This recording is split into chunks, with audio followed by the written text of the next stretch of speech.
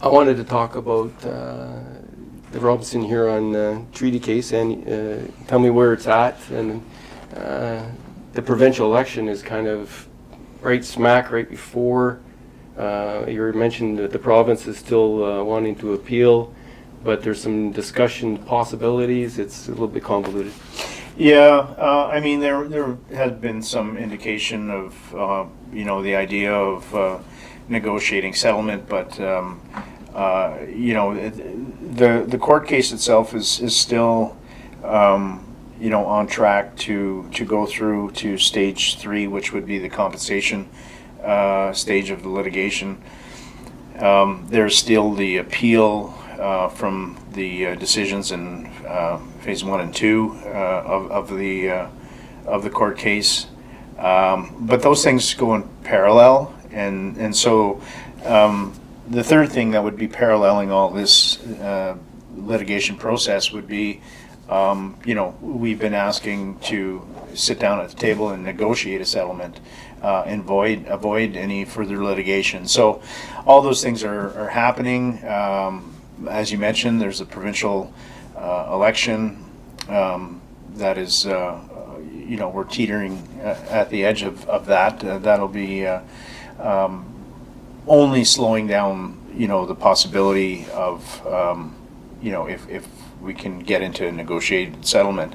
But as for the litigation portion of that, that is going to continue regardless of election. Right.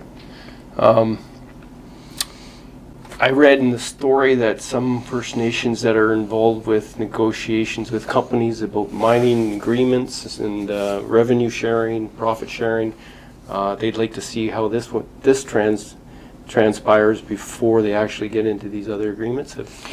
Yeah, I mean, I guess some companies will not come forward unless they're basically have to.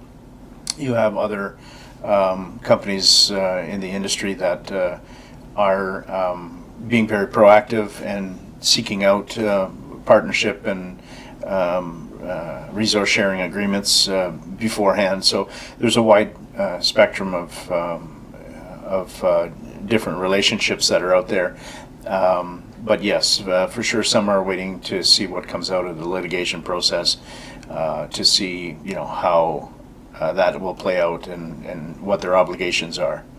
Has your case with the Robinson Huron Treaty group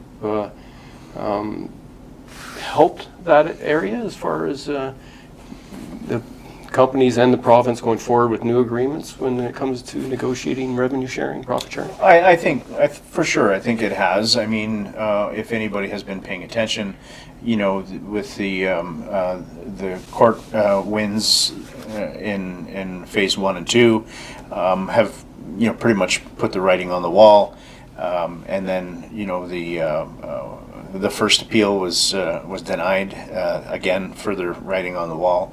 So I think the